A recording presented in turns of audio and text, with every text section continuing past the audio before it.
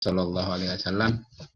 Dan alhamdulillah dari beliaulah kita tahu mana yang benar, mana yang salah, sehingga kita nantinya alhamdulillah mengetahui Islam, sehingga nantinya kita bisa masuk surga bersama-sama. Amin ya rabbal alamin.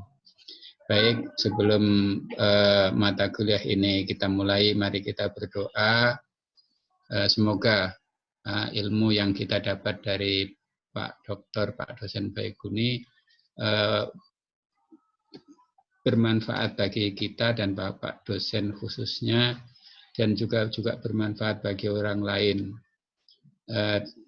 Terkhusus kepada Bapak dosen, mohon izin ilmunya Pak supaya nanti berkah. Amin ya rabbal alamin.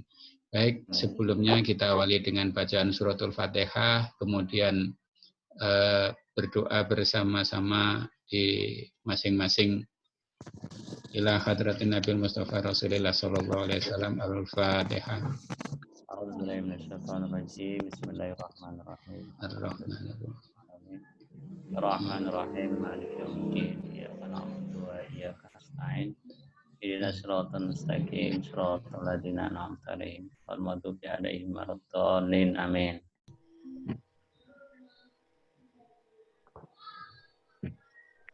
Berdoa selesai.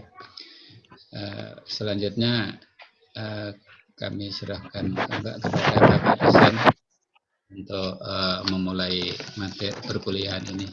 Terima kasih. Assalamualaikum warahmatullahi wabarakatuh. Waalaikumsalam warahmatullahi wabarakatuh. Ya baik, terima kasih. Bismillahirrahmanirrahim. Kita mulai saja langsung ya. Ya, Pak. Kami pengen menjelaskan tentang pengaruh dan kekuasaan. Dalam tanda kutip di situ berarti ada juga tentang kepemimpinan atau leadership ya.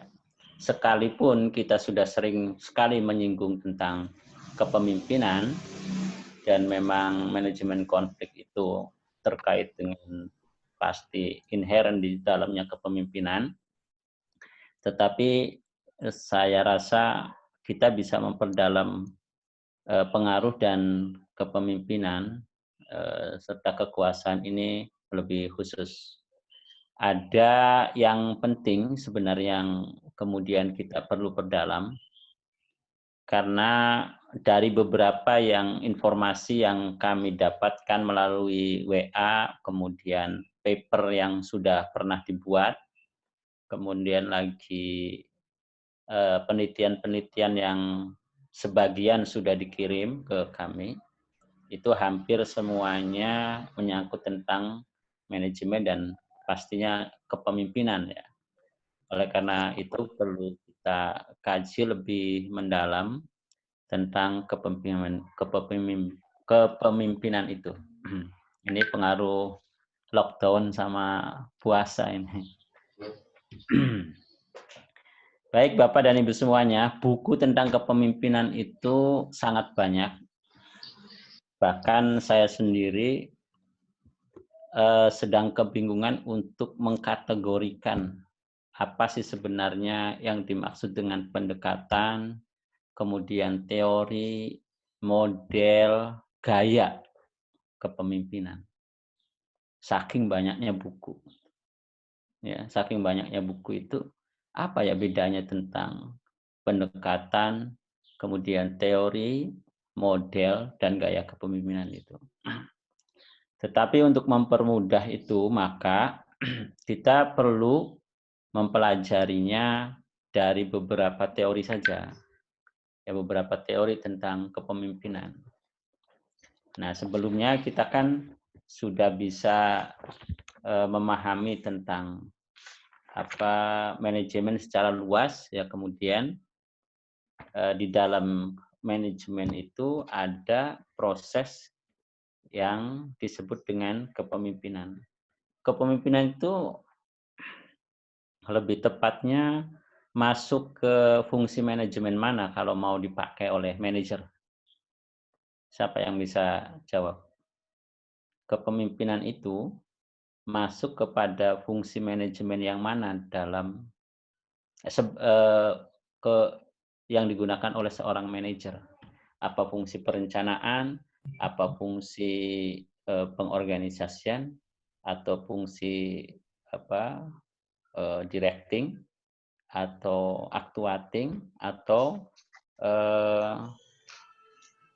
controlling. Ada nggak yang bisa jawab? Kepemimpinan atau Organization. pengaruh. Organisasi. Ada. Semuanya kayaknya, Pak. Semua ya. Iya. Ya. Pak Sonaji, coba silakan.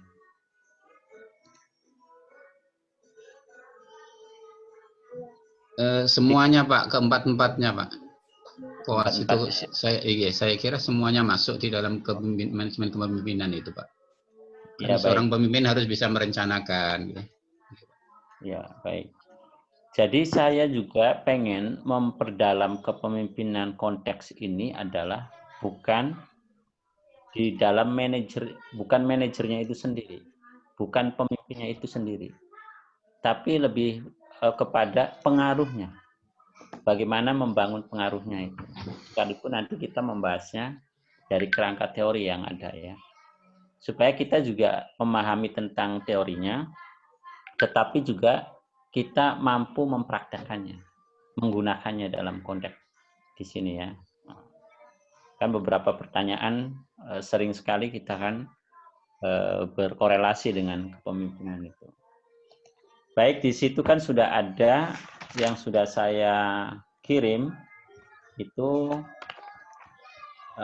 tentang taktik pengaruh. Taktik pengaruh ada 8 ini. Kita menggunakan bukunya, catat ya bukunya Kreitner, kemudian judulnya itu manajemen, judulnya manajemen, edisi ke-7.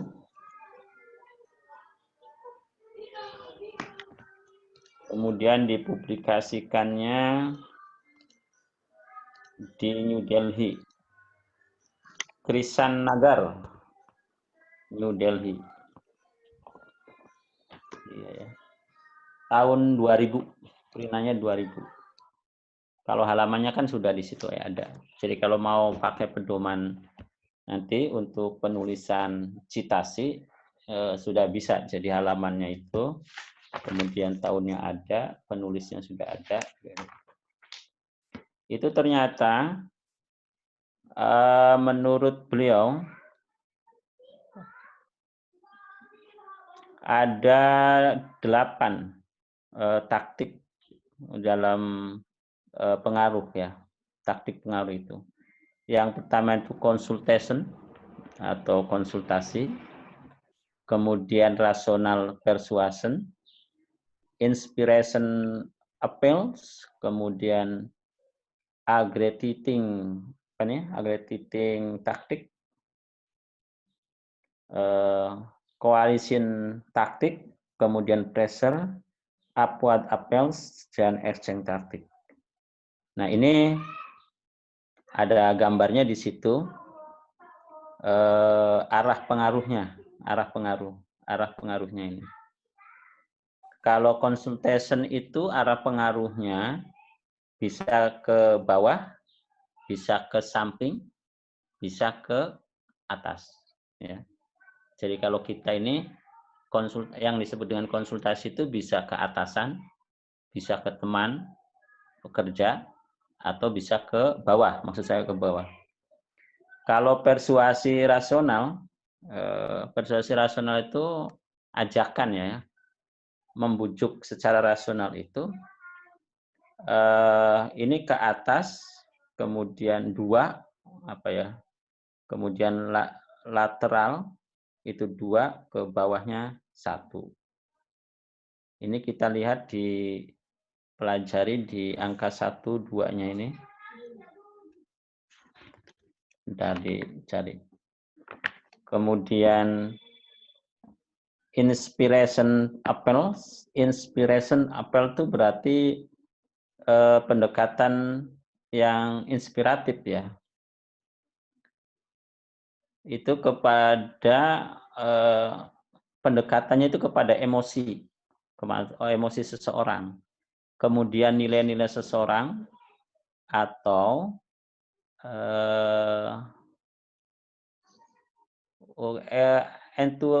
confidence atau kepercayaan yang ideal, keseluruhan kepercayaan yang ideal atau antusiasme gitu.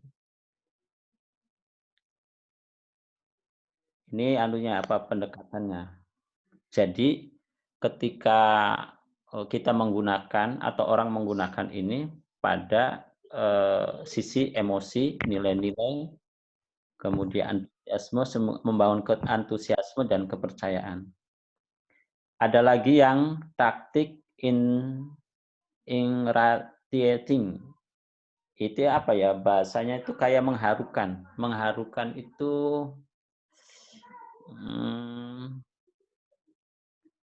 kalau bahasa Inggrisnya ini mengharukan, ingratiating gitu.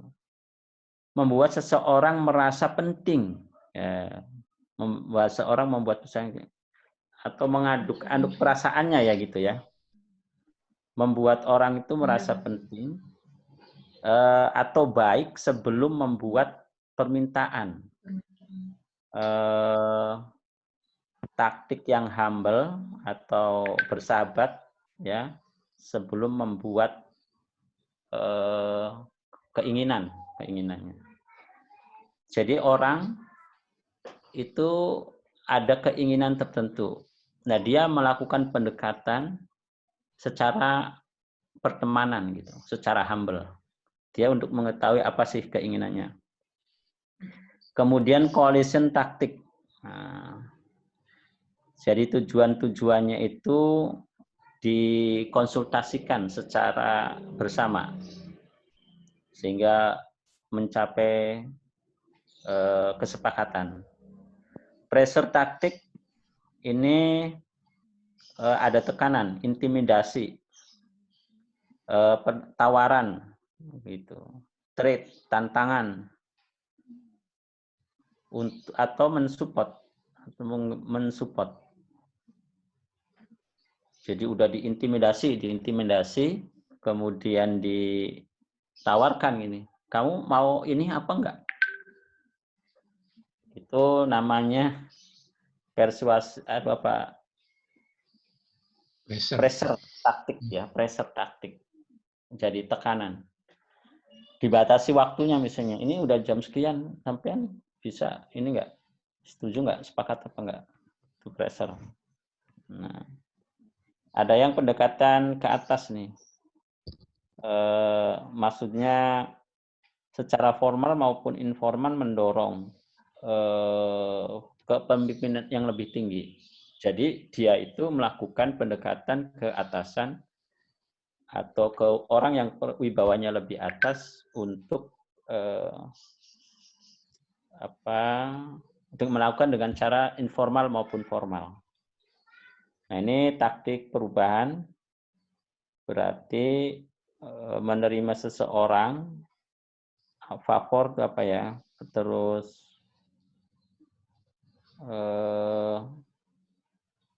offering itu berarti semacam permintaan juga untuk membuat orang-orang itu sepakat atau setuju. Ini yang dikemukakan oleh Kreitner. Dengan cara-cara itu orang-orang pengen mempengaruhi gitu, sehingga orang itu bisa terpengaruh atau kebawa keinginannya sesuai dengan apa yang menjadi tujuan. Nah, coba ini ada yang disebut dengan power. Kita bahas dulu tentang power. Power itu adalah singkatnya ability to marshal resource to get something done. Kemampuan untuk mempengaruhi sumber daya, ya, sehingga mendapatkan sesuatu tugas atau pekerjaan. Marshal human informational atau material resource mendapatkan pekerjaan. power effect organization member, efek dari kekuasaan dalam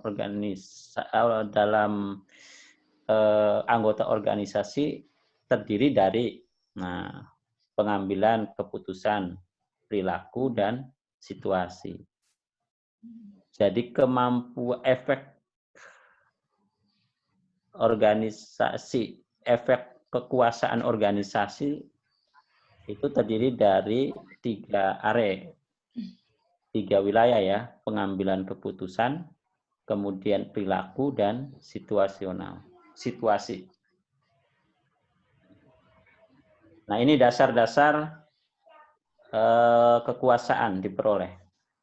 Dasar-dasar kekuasaan diperoleh itu reward, kemudian kursif, legitimate, referen, dan expert. Reward apa? Pak, reward itu penghargaan ya. Kursif itu tekanan, legitimasi atau keabsahan. Referen itu apa? Kalau expert kan ahli, referen itu Istimewa. lingkungan, ya. Apa Mas? Istimewa. Referen. Keistimewaan ya. Istimewa. Keunggulan. Referen itu keunggulan. Nah, ini dibahas satu-satu nih. Reward power ada. Kemudian nanti silakan dipelajari. Kursif power, legitimate power, kemudian reference power. Lanjut kita expert power juga ada ya, 5 ya. Itu yang kemudian menjadi sumber kekuasaan itu atau pengaruh itu bisa kuat gitu. Contoh lah expert power ya, keahlian. Dalam satu kasus tertentu misalnya seorang profesor itu punya pengaruh besar dalam kumpulan mereka yang masyarakat tertentu. Contoh saja misalnya di suatu masyarakat, sarjana, alumni perguruan tinggi maksudnya, itu biasanya pandangannya, pendapatnya itu bisa berpengaruh di tengah-tengah lingkungan itu. Itu karena expert. Dia pintar gitu. Orang mengakui bahwa dia ilmunya tinggi atau pendidikannya tinggi dibandingkan teman-temannya. Sehingga kalau ada masalah, dia nanya ke orang itu. Kebetulan dia bisa menjawab. Dan memang biasanya ketika pendidikannya lebih tinggi dari yang lain, terus banyak inisiatif, banyak gagasan, banyak ide. Lalu timbul mereka, masyarakat di sekitar situnya, bahwa ya saya mau ikut lah gitu ya, rasional, dan itu pengaruhnya akan terjadi. Sehingga kalau kemudian dia mengundang untuk berkumpul, membuat organisasi, atau melakukan kegiatan, biasanya orang-orang di sekitarnya mau. Artinya terpengaruh. Jadi pengaruhnya itu dari expert. Kalau legitimate power, contohnya pegawai negeri lah ya, atau dekan, atau kepala sekolah. Dia punya kekuatan untuk memerintah atau menyampaikan gagasan dalam maksud untuk mempengaruhi mencapai tujuan tertentu, itu kuat. Kekuatannya itu, kekuasaannya itu bersumber dari keabsahan. SK sebagai kepala sekolah, SK sebagai direktur, SK sebagai pimpinan lain gitu ya. Nah, karena ada SK itu, kemudian orang menyatakan bahwa dialah yang sah untuk mengajak kita, mengarahkan teman-temannya untuk bisa menuju kepada tujuan-tujuan yang diinginkan atau kegiatan yang harus dilakukannya. Itu ya. Itu contoh dari legitimate power. Jadi Anda itu sebagian misalnya kekuasaannya tambah tinggi, pengaruhnya itu tambah tinggi karena adanya SK, adanya pengakuan berupa keputusan atau misalnya legalitas apapun kepada orang tersebut sehingga dia menjadi tinggi. Nah, kalau misalnya kita lihat lagi penghargaan itu contohnya adalah kalau kita punya sesuatu ya, kemampuan untuk memberikan apel atau memberikan penghargaan kepada orang, baik kepada orang, kemudian simpatik kepada orang gitu dan sebagainya. Nah, ini juga menimbulkan menjadi sumber pengaruh kepada orang lain untuk bisa mengikuti apa yang diperintahkannya. Ini sumber-sumber kekuasaan.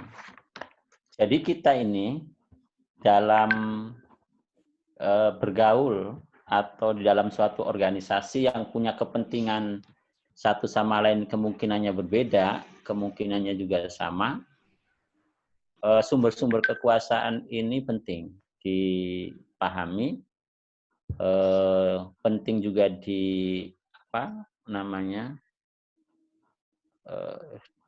dipikirkan, ditemukan dalam diri kita ini. Kita ini apa yang bisa dimanfaatkan, sumber-sumber pengaruh apa yang bisa dimanfaatkan dalam rangka melakukan katakanlah negosiasi, melakukan kompromi, atau kemudian memerintahkan teman-teman atau pemerintahan bawahan untuk bisa mengikuti, mencapai tujuan tertentu. Nah, baik yang berikutnya ya. Nah, dari pengaruh-pengaruh itu kemudian kita akan punya seni namanya, seni mempengaruhi. Saya pengen membahas leadership itu bukan pemimpinnya, bukan, tapi seni mempengaruhinya. Ya, ketika siapapun dari kita ini dengan apapun jabatan kemudian keadaannya, misalnya keberadaannya di mana, seni mempengaruhi itu kemudian yang menyebabkan pengaruh daya gedor ya, daya pengaruh terhadap ajakannya itu tinggi. Pengarahannya tinggi, kemudian lagi konsentrasi teman-teman itu untuk diajak juga tinggi dan lain sebagainya. Nah, ini yang kita bahas dalam leadership yang konteks manajemen konflik saya ini adalah bagaimana seninya kemudian bisa ditimbul dan bisa dipraktekkan. Walaupun tetap konteksnya dalam teori kepemimpinan ya. Gitu. Jadi kepemimpinan itu pengaruh memimpin, besarnya pengaruh itu dalam kepemimpinan itu sebenarnya ada 3 teori. Yang pertama itu teori trait atau sifat, kemudian behavior theory, yang ketiganya situasional teori. Jadi pengaruh itu akan efektif kalau menurut teori sifat itu tergantung kepada keunggulan-keunggulan pribadi orang itu yang diketahui oleh orang lain. Nah, contoh misalnya, expert tadi termasuk, katakanlah dibandingkan dengan orang yang ada, anggota kelompoknya, si A itu lebih tinggi expertnya, lebih tinggi kepintarannya. Maka dia daya pengaruhnya itu lebih tinggi dibandingkan dengan teman-teman yang lain. Itu teori trait, ya namanya teori sifat. jujur misalnya. Karena dia jujur, kemudian dia punya pengaruh besar terhadap teman-teman yang lainnya atau anggota organisasinya. Kemudian misalnya karismatik, gitu. Juga itu masuk kepada teori trait atau sifat. Banyak tuh teori-teori sifat. Nanti sampean juga bisa peroleh dari bukunya Husaini Usman ya di situ ya. Ada banyak-banyak teori yang kemudian muncul melalui trait teori ini. Kalau di bukunya apa namanya Kettner, trait itu munculnya di tahun 1950. Ya, di situ di buku di halaman 453. Nah, sedangkan behavior style theory itu antara 55 sampai 60-an. Terus baru ditemukan lagi teori baru namanya situasional. Nah, kalau di Kettner ini ada yang nama transformational teori ya.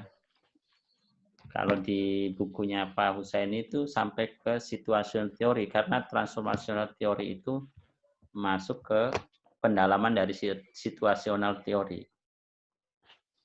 Nah, saya balik lagi ke trait teori. Trait teori atau kepemimpinan yang sifat itu banyak sekali nih disebutkan. Misalnya